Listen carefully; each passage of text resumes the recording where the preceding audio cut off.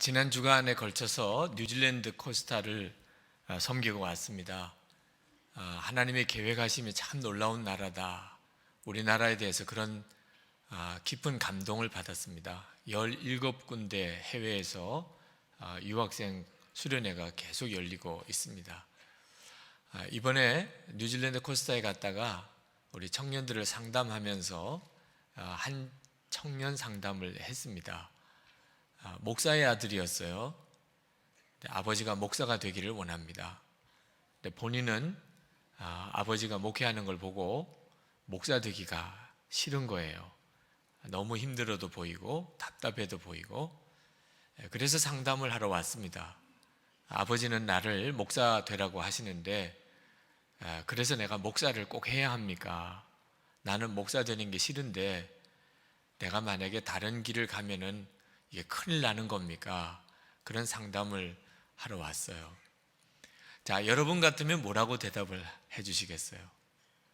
아버지가 말하는 대로 해라 하시겠습니까? 아니면 내 인생은 내가 결정하는 거야. 아버지가 원해도 내가 원하지 않으면 너는 내가 원하는 길로 가도 돼. 여러분은 어느 쪽으로 대답을 하시겠어요? 제가 그 청년에게 물었습니다. 너 예수님과 인격적으로 교제가 되니? 그렇게 물었습니다. 무슨 이야기인지 잘 모르겠다고 그랬어요. 예수님과 인격적으로 교제가 되는 것. 목사의 아들로 자랐지만 예수님에 대해서는 잘 알고 있지만 예수님을 내가 인격적으로 만나고 교제하는 것이 뭔지는 잘 모르겠다고 그랬어요. 그렇다면 너 지금 결정하지 마. 아버지의 목회가 힘든 것 같이 보이는 것이 너가 아직 예수님과의 인격적인 만남이 없기 때문에 그렇게 보일 수 있는 거야. 예수님을 만나고 나면 그러면 보는 게 다 달라지는 거야. 여러분, 예수님을 믿어도 다 똑같이 믿는 게 아닌 것이 예수님을 인격적으로 알고 믿는 사람이 있습니다. 또 예수님을 인격적으로 알고 믿는 게 뭔지 모르는 이들도 있어요. 그 둘이 쫙 갈라집니다. 제가 그 청년을 상담하면서 35년 전에 저를 보는 것 같아요. 제가 목사의 길을 가야 되나? 저는 팔자가 목사인 줄 알았어요. 부모님이 그렇게 정해 놓으셨기 때문에. 그러면서 내가 성격이 그냥 좋아서 내 인생을 왜 당신들이 정하셨어요? 나는 내 가고 싶은 길을 갈 거예요. 이런 저항 한번 해보지 못하고 그냥 성격이 유순해서 나는 내게 주어진 길을 팔자처럼 간 건가? 이런 생각을 한참 동안 했습니다. 이유는 예수님을 인격적으로 알지 못했기 때문이죠. 지금 돌아보면 만약에 제가 그때 그렇게 기쁨이 아니었어요. 저는 목사가 되는 길이. 나는 목사 되기 싫어요. 왜 내 인생을 부모님이 결정하시는 거예요? 제가 다른 길을 갔었다면 지금쯤 얼마나 후회했을까 하는 생각이 듭니다. 예수님을 만나고 예수님과 인격적인 교제가 되고 난 다음에 모든 게 다 달리 보이더라고요. 여러분들도 다 예수님을 믿으시는데 예수님을 정말 인격적으로 알고 만나고 예수님과 동행하시면서 예수를 믿으시는지 아니면 예수님에 대해서 들었어요. 그래서 예수님에 대해서 들어서 아는 것으로 예수를 믿으시는지 여러분 자신을 한번 돌아보세요. 엄청난 차이가 있습니다. 같은 예수를 믿어도 그렇게 다를 수가 있나 싶어요. 오늘 하나님께서는 여러분들을 단순히 그저 예수님에 대해서 들어서 아는 믿음에서 예수님을 정말 만나고 예수님과 인격적인 교제가 있는 그런 믿음의 삶으로 여러분을 인도하기를 원하십니다. 정말 그런 일이 일어날 수 있을까? 그렇습니다. 오늘 우리가 읽은 본문에 아볼로라는 사람이 나옵니다. 이 아볼로라는 사람이 바로 예수님에 대해서 들어서 아는 믿음을 가지고 있었던 사람이 눈이 열려서 예수님을 만나고 성령으로 능력 있게 주의 일을 감당하는 주의 종이 되었던 사람입니다. 아볼로를 통해서 오늘 하나님께서 여러분들에게도 더 깊은 은혜의 자리로 들어가는 축복을 주시기를 축원합니다. 성경에 보면 이 아볼로라는 사람이 참 대단한 사람인 것을 알 수 있습니다. 아볼로를 소개할 때 알렉산드리아 출신이라고 소개를 했습니다. 아주 짧은 소개지만 그 소개 속에 그 아볼로가 얼마나 학문의 바탕이 깊은 사람인가. 당대의 알렉산드리아는 학문의 중심이었고 정치 문화의 중심이었습니다. 그곳 출신이라 그 말입니다. 공부를 많이 했다는 뜻이죠. 그리고 그 알렉산드리아는 성경적으로도 굉장히 중요한 위치를 차지하고 있는 도시입니다. 성경의 중요한 사본들이 그 알렉산드리아에서 다 작성이 되었어요. 구약 성경에 능통한 사람이었고 무엇보다도 말을 잘했어요. 웅변가였습니다. 그랬던 사람이 아볼로입니다. 이 아볼로가 초대교회 때 얼마나 비중이 있었던 사람이냐 하면 고린도 교회에 파가 있었어요. 좋은 일은 아니지만 고린도 교회 안에 교인들 사이에 파가 있었는데 어떤 파가 있었느냐? 예수파가 있었어요. 여러분 다 예수파입니까? 네, 예수파가 있었고 바울파가 있었고 베드로파가 있었고 또 하나가 아볼로파입니다. 그러니 초대교회 당시 때 아볼로라는 존재는 바울과 베드로와 거의 동등한 위치에서 교인들에게 영향력이 있었다, 그런 뜻이죠. 얼마나 대단한 사람입니까? 이 아볼로가 사도 바울과 동력자였어요. 사도 바울은 아볼로를 동력자라고 인정을 했습니다. 고린도전서 3장 6절 7절에 보면 사도 바울이 아볼로에 대해서 이런 언급을 합니다. 나는 심었고 아볼로는 물을 주었으되 오직 하나님께서 자라나게 하셨나니 그런즉 심는 이나 물 주는 이는 아무것도 아니로되 오직 자라나게 하시는 하나님뿐이니라. 사도 바울이 자기는 심은 사람이고 아볼로는 물을 주었다는 거예요. 그러니까 사도 바울 스스로가 아볼로를 자기와 거의 같은 격으로 언급하고 있잖아요. 그렇죠? 고린도전서 4장 6절에 보면 거기에 이렇게 말합니다. 형제들아 내가 너희를 위하여 이 일에 나와 아볼로를 들어서 본을 보였으니 이는 너희로 하여금 기록된 말씀 밖으로 넘어가지 말라 한 것을 우리에게서 배워 서로 대적하여 교만한 마음을 가지지 말게 하려 함이라. 고린도 교회 안에는 싸움이 많았어요. 은사 때문입니다. 어떤 은사가 더 큰 은사냐, 이것 때문에 시기 질투가 많아서 고린도 교회에 싸움이 많았는데 사도 바울이 아볼로와 나를 좀 보라. 우리는 서로 싸우지 않지 않느냐.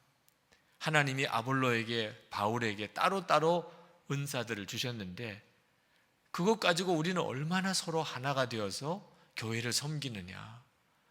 너희들도 제발 좀 그렇게 하라.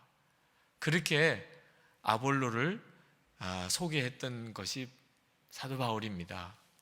근데 사실 참 대단한 것이 이 사도 바울은 아볼로의 어떤 시기심, 경쟁심 가질 만한 사람이에요. 아볼로는 설교를 잘했고 사도 바울은 말에 능하지가 않았던 사람입니다. 성경에 사도 바울이 이런 말을 했습니다. 고린도후서 10장 10절에 보면 사도 바울이 고린도 교인들에게 자기 자신을 변명하면서 이런 표현을 씁니다. 그들의 말이, 사도 바울을 비판하는 사람들을 말하죠. 그의 편지들은, 사도 바울의 편지를 말합니다. 무게가 있고 힘이 있으나 그가 몸으로 대할 때는 약하고 그 말도 시원하지 않다 하니. 그러니까 사람들이 사도 바울에 대해서 뭐라고 비난하냐면 편지는 아주 은혜롭게 또 무게가 있게 그렇게 글을 쓰는데 만나서 보면은 사람이 신통치가 않다는 거예요. 말을 들어보면은 무슨 말을 하는지 제대로 모르겠다는 거예요. 설교에는 능이 없다는 거죠. 이렇게 나를 사람들이 평가하고 비난을 하지만 이렇게 썼어요. 사도 바울이 왜 이런 표현을 썼을까? 성경학자들은 아볼로 때문에 그랬다고 해석을 합니다. 아볼로는 말을 잘했어요. 설교가 얼마나 은혜로운지. 그래서 많은 사람들이 나는 아볼로가 더 좋아. 아볼로에게서 더 은혜를 받았으니까. 사도 바울의 입장에서 보면 아볼로라는 존재가 사실은 어떻게 보면 이게 눈의 가시와 같은 존재일 수도 있어요. 그런데 얼마나 놀랍습니까? 사도 바울이 아볼로를 경쟁상도로 생각하지 않았어요. 하나님이 우리에게 허락하신 직임이 서로 다르고 은사가 다를 뿐이지 우리는 오직 하나님을 섬길 뿐이다. 그래서 고린도전서 16장에 들어가 보면 사도 바울이 아볼로에게 고린도 교회에 조금 많이 가서 말씀도 전하시고 거기서 목회도 좀 하시고 해달라는 부탁을 간곡하게 드렸다는 언급이 나옵니다. 고린도전서 16장 12절에. 이 고린도 교회에 지금 아볼로와 사도 바울은 경쟁 관계에 있는 것처럼 보여요. 겉으로는. 사람의 마음으로는 그렇게 할 수 있겠어요. 그런데 바울과 아볼로 사이에는 정말 성령에 충만한 관계였기 때문에 전혀 시기 경쟁 관계가 아니었어요.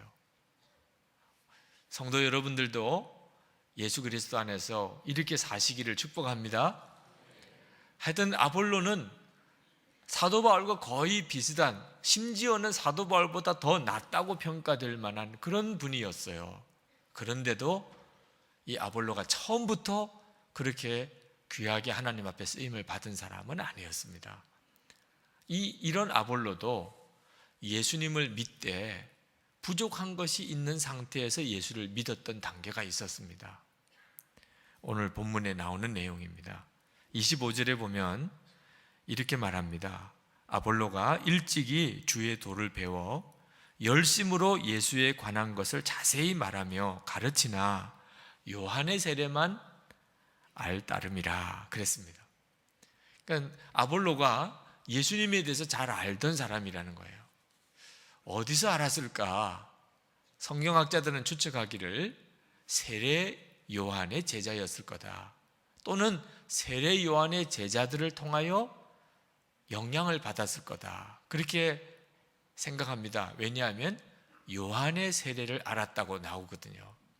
그러니까 이 아볼로가 세례 요한을 통하여 예수님에 대해서 들었던 것 같아요. 세례 요한은 예수님을 알아보았죠.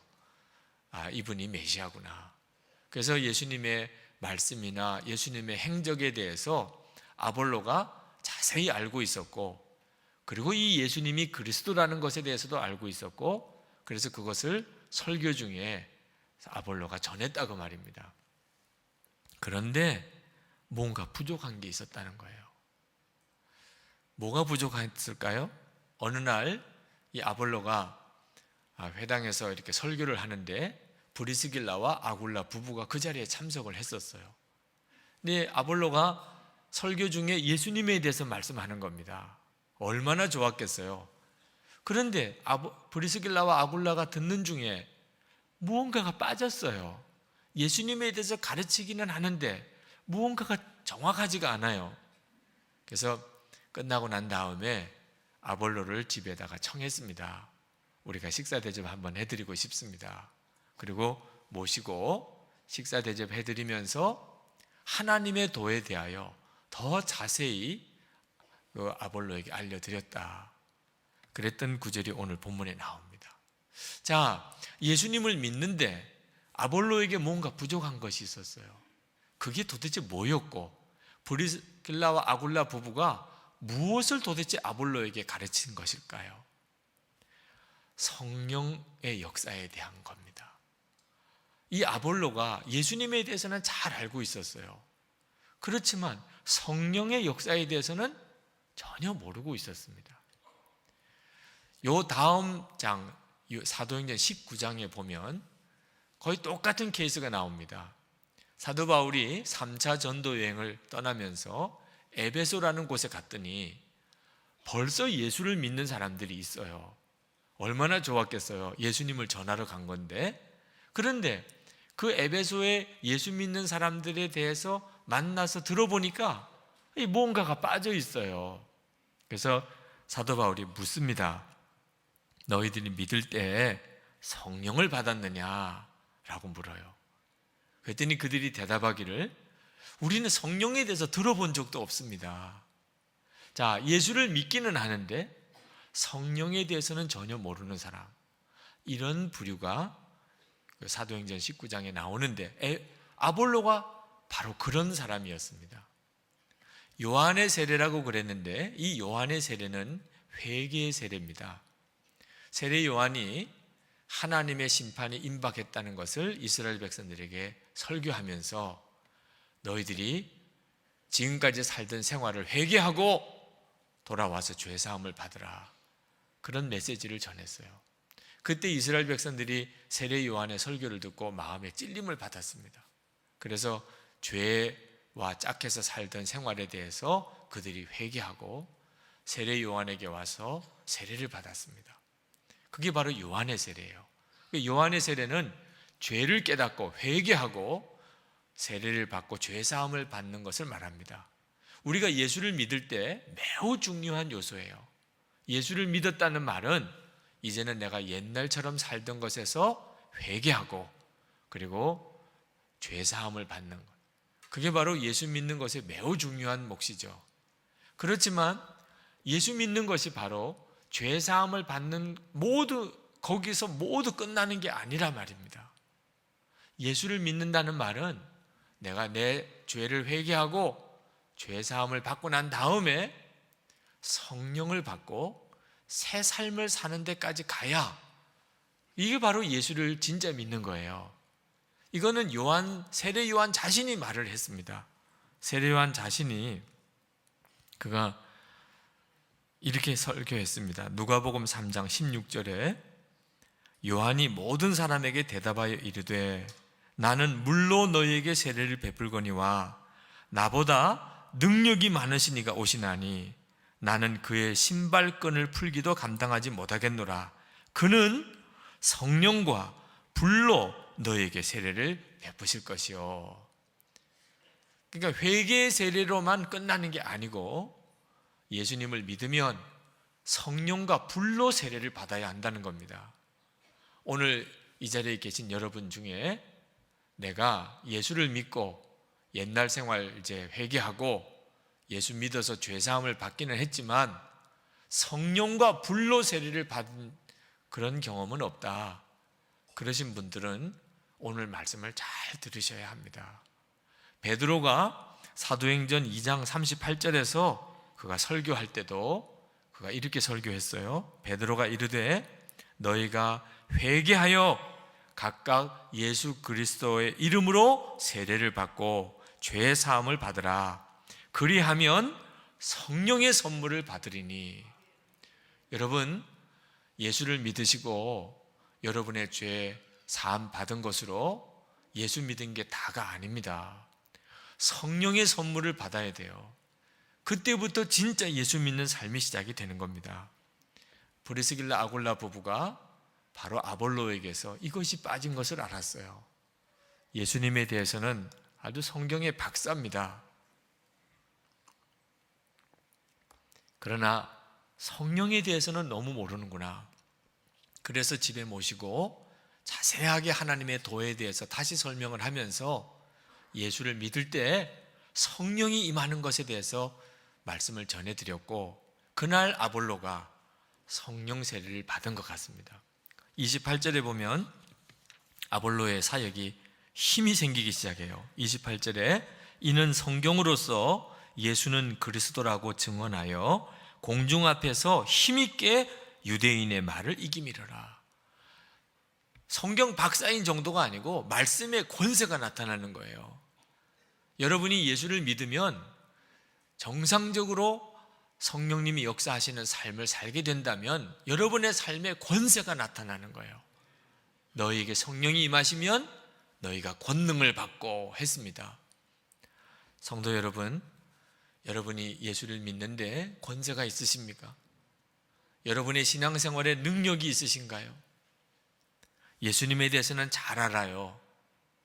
그렇지만 성령의 능력으로 내가 예수를 믿는 것, 이건 전혀 다른 차원의 이야기입니다. 십자가의 복음을 다 아실 거예요. 복음이 도대체 뭐죠? 짧게 요약을 하면 하나님이 우리를 창조하셨어요. 그러나 마귀가 우리를 유혹할 때 아담과 하와가 선악과를 따먹으면서 우리는 죄의 종이 되었습니다. 우리는 죄의 덩어리예요. 이제는 멸망해 지옥에 갈 수밖에 없게 됐습니다. 그러나 하나님께서 우리를 사랑하셔서 당신의 독생자를 우리에게 구세주로 보내주시고 우리를 대신해서 십자가에 죽으셨어요. 누구든지 예수님이 나를 대신해서 십자가에 죽으셨다는 사실을 믿으면 그는 구원을 받아요. 모든 죄가 사함을 받아요. 하나님의 자녀가 되는 권세를 얻어요. 영원한 천국에 가게 됩니다.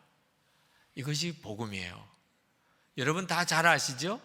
잘 아시는 내용입니다. 그러나 문제는 이렇게 복음을 내가 알지만 이 복음이 내 삶을 변화시켰느냐 하는 거예요. 내가 이 놀라운 복음을 가지고 있어요. 누구나 다 알고 있는 복음이 아닙니다. 그런데 여러분은 그 복음을 알고 있어요. 그런데 이 복음을 아는 것이 고린도전서 1장 18절 말씀처럼 여러분의 삶에 진짜 하나님의 능력이 되었습니까?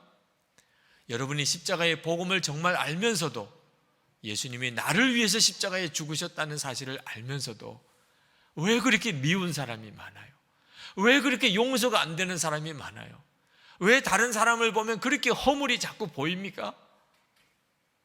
도대체 이런 복음이 어디 있어요? 하나님은 지옥 갈 나를 용서해 주시고 죄는 내가 지었는데 당신의 독생자가 죄값을 치르시는 이런 은혜를 내게 주셨다고 믿으면서도 왜 다른 사람의 허물과 잘못에 대해서 용서가 안 되고 은혜로 보아지지 않나요? 하나님이 나를 얼마나 사랑하시길래 독생자를 주시면서 사랑하셨나요? 이것이 복음입니다.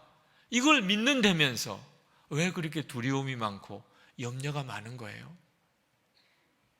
하나님이 나를 사랑하신다는 이 놀라운 복음을 머리로만 아는 거죠.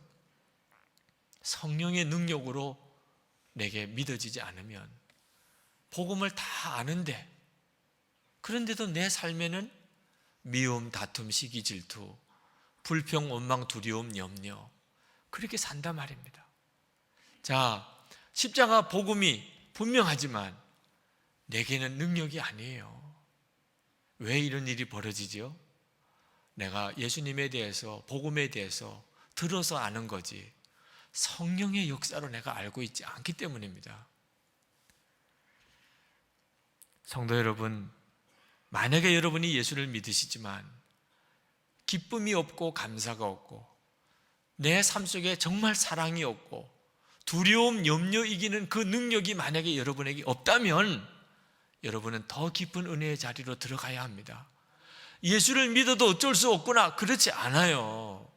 많은 분들이 교회에 왔다가 실망하고 세상으로 나가면서 내가 예수 믿는 사람들을 보았지만 그들과 나는 똑같더라. 예수 믿어도 별 소용이 없더라. 그러시는 분들을 많이 봅니다. 들을 때마다 안타까워요. 예수 믿어도 별 소용이 없는 거 아닙니다. 예수님을 그저 말씀을 예수님에 대해서 듣고 아는 정도로 그치니까 능력이 없는 거예요. 성령의 역사로 주님을 더 알고 주님과 인격적인 교제가 되어지는 단계로 들어가면 변하지 않을 사람이 없습니다. 처음 말씀드린 그 상담했던 그 청년 이야기, 목사의 아들이었지만 이제 자기가 장성해서 아버지가 원하는 대로 목사의 길을 가야 되느냐. 근데 자기 눈에 보기에는 힘들기만 한 길이에요. 답답하기만 한 길입니다. 그것은 목사의 길이 힘든 게 아니에요. 그가 예수님을 인격적으로 만나지 못한 거죠. 성령의 역사로 예수를 믿은 게 아니니까. 그러니까 주님을 위해서 평생 전임 사역을 한다는 게 힘들어 보이기만 한 거예요. 제가 고등학교 다닐 때 처음 예수 믿는 사람 안에 예수님이 와 계시다는 말씀을 들었습니다. 저는 그때 도무지 이해도 안 되고 믿어지지도 않았어요. 예수님이 진짜 내 마음에 와 계시다니 정말 믿어지지도 않고 이해도 안 되더라고요. 제가 예수님을 인격적으로 알고 성령 체험을 하기 전에는 정말 그랬습니다.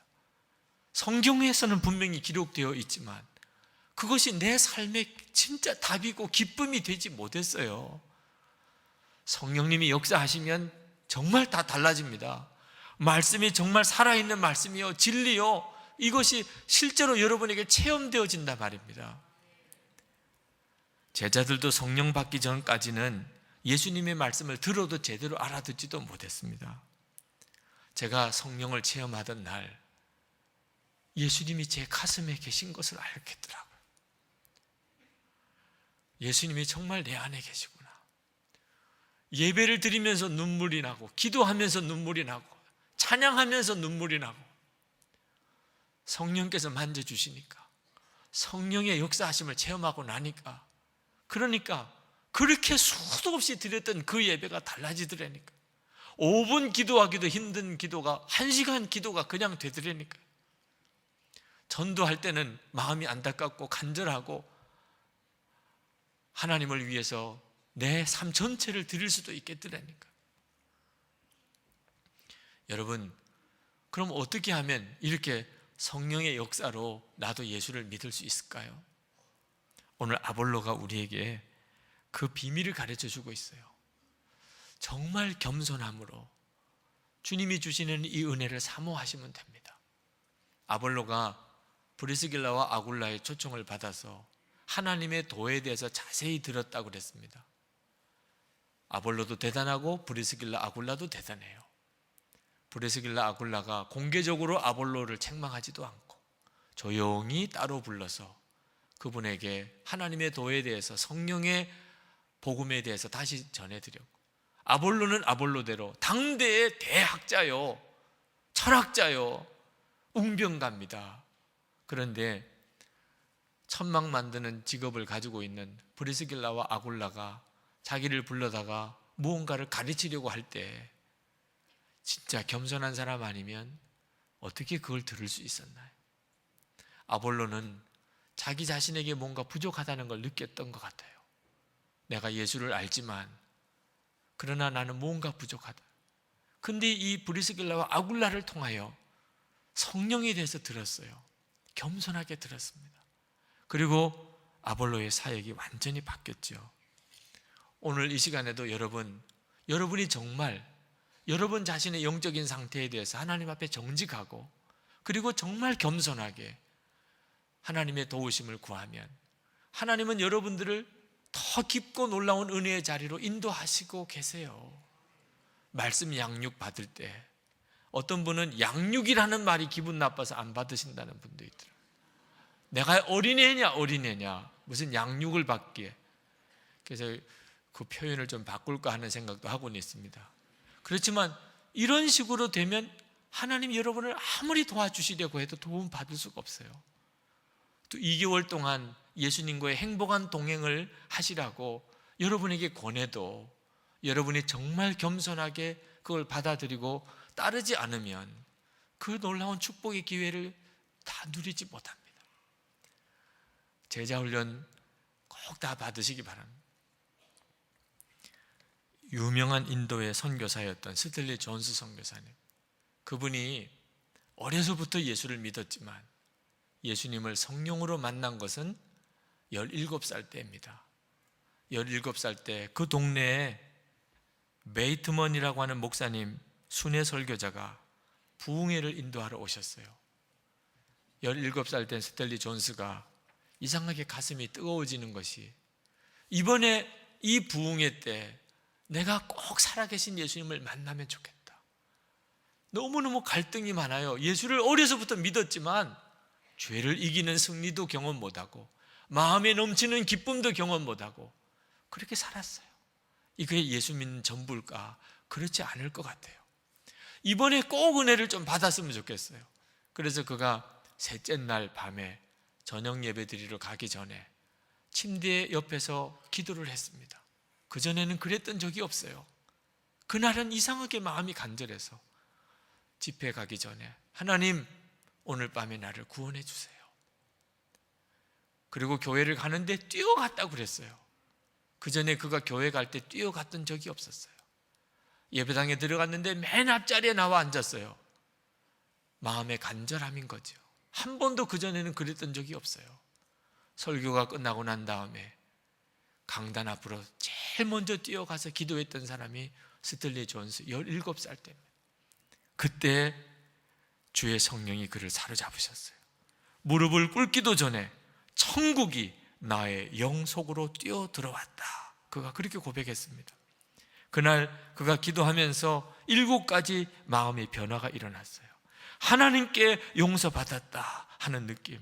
2번째, 내가 본향에 있구나, 나의 그곳으로 돌아왔구나 하는 느낌. 3번째, 삶의 목표와 방향이 분명해지고 내 목적을 찾았다 하는 느낌. 4번째, 나 혼자가 아니라 내게는 예수님이 늘 함께 하신다는 확신이 들었다. 5번째, 내가 이제 어엿한 사람이 되었구나. 6번째, 내가 온전해졌구나. 7번째, 내가 은혜를 받았구나 하는 느낌이 들었다고 그랬어요. 성령의 역사가 그날 스텔리 존스를 사로잡고 똑같은 예수를 믿지만 차원이 달라졌어요. 그가 자기 뒤에 있는 어른에게 그분을 붙잡고 내가 그것을 소유했어요 그렇게 외쳤습니다.